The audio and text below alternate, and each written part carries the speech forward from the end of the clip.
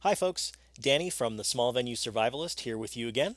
It's time to get back into that suspect mix, and today is the day for the bass. An interesting thing about the bass in this mix, which is actually technical and yet non-technical at the same time, was that somewhere during the load in for the show, the bright switch on Ren's bass amp was accidentally pressed. And in all the excitement of doing the show and everything else, Ren just didn't notice.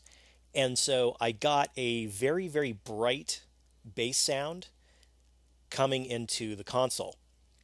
And so from this, I worked on the assumption that this was the sound that Ren wanted. And so I kept the bass pretty bright.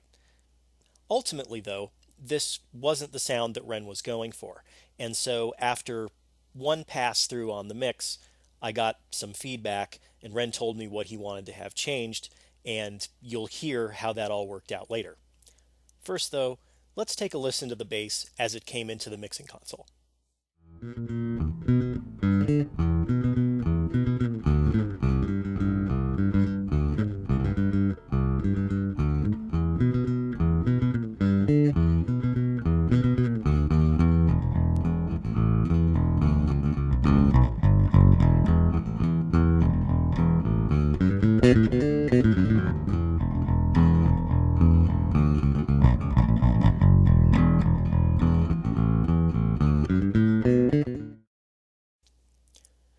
So the first order of business was to shape the bass tone into what I thought Ren was going for. And so, as I've demonstrated with other parts of the mix, I got out my multiband compressor to do wide shaping, and then got out an EQ to do a little bit of touch up, and then processed the whole thing with a compressor. One thing that you can't see in the screenshot is that I'm actually working some of the multiband compressor against the EQ.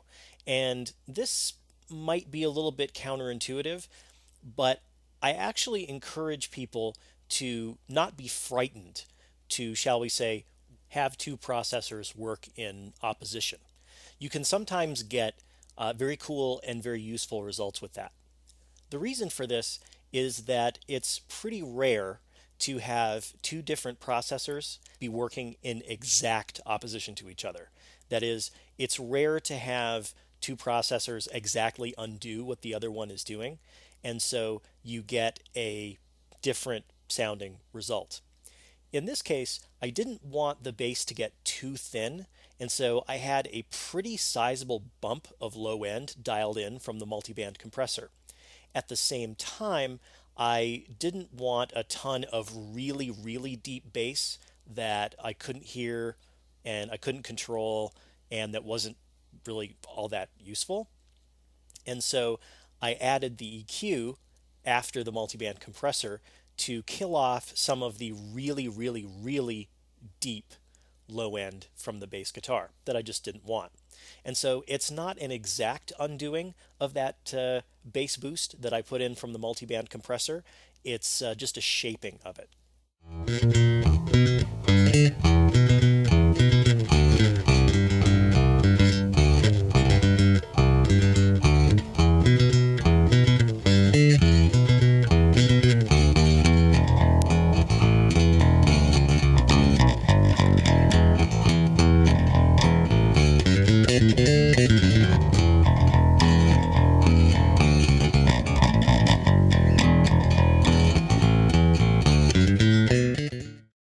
Okay, now some of you are probably asking, why did he make the bass sound like that? Well, if you recall, the guitar EQ left a bit of a hole from about 750 hertz to 1500 hertz. And so the point of making the bass sound that way was actually to boost the bass through that hole in the guitar from 750 hertz to about 1500 or so. The reason to do things this way is because Suspect is a band that's really highly dependent on the interplay between the bass guitar and the regular guitar. Whether a suspect is playing as a three-piece band or a four-piece band, the reality that stays in play is that there is no second guitar player. And so the space that would normally be filled by someone playing an opposed guitar, whether it's rhythm or lead, is just not there. And so it's important to have the bass step up into that area.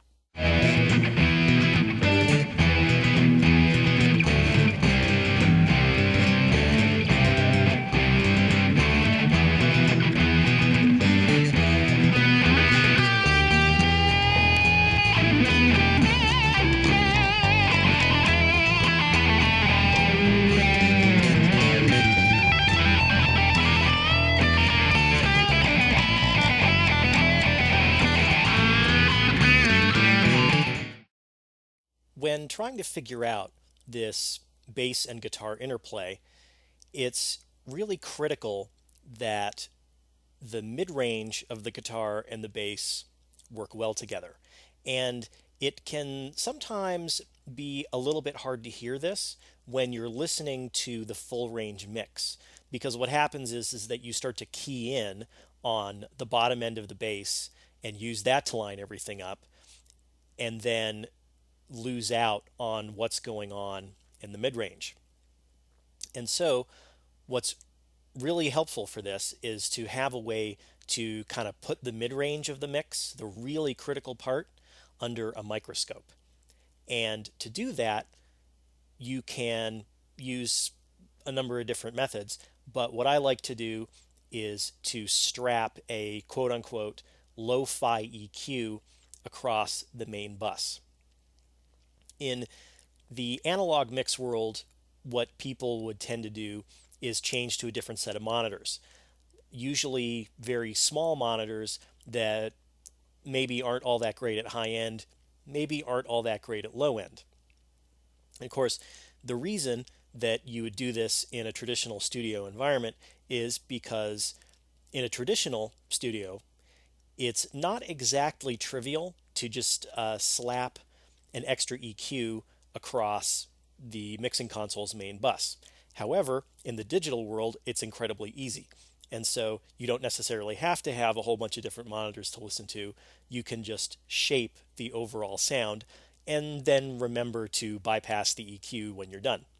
Here's how the guitar and bass sound when you use that sort of mid-range microscope of a lo-fi EQ.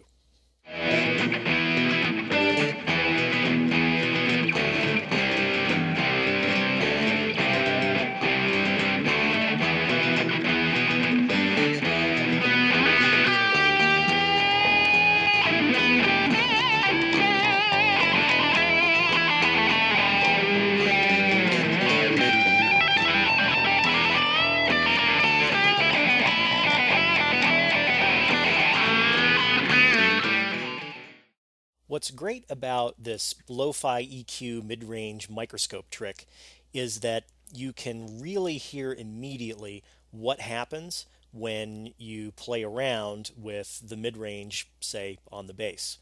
As an example, here's that same clip, except now what I've done is I've taken that boost to make the bass fill the hole in the guitar and removed it. And so check out how it makes the bass sit back farther in the mix.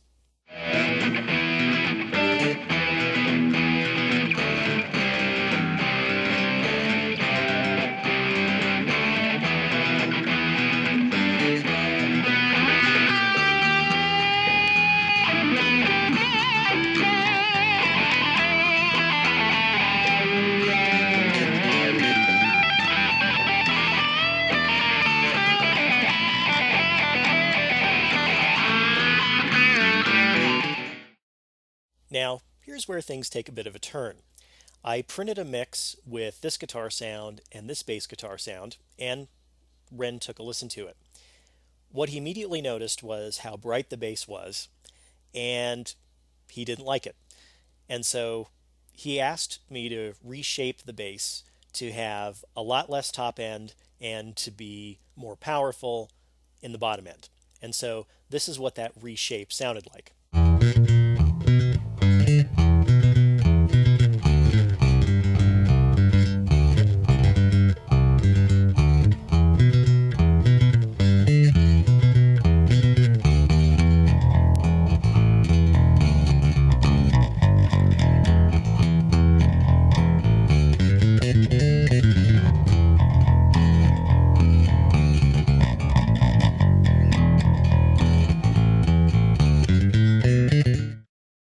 the result of this decision was a mix that's a lot more heavy on the bottom, which is actually a pretty cool thing because it really does increase the sense of power in the mix in the sense of rock, which, hey, makes sense because Suspect is a rock band, right?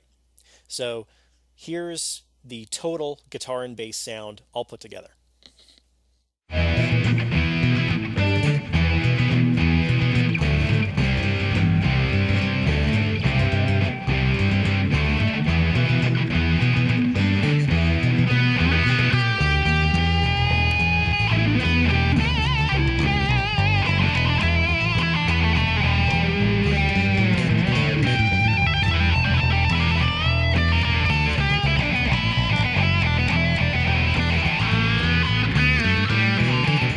That's it for this video. Come on by and visit me at smallvenuesurvivalist.com, and I'll see you later. Cheers.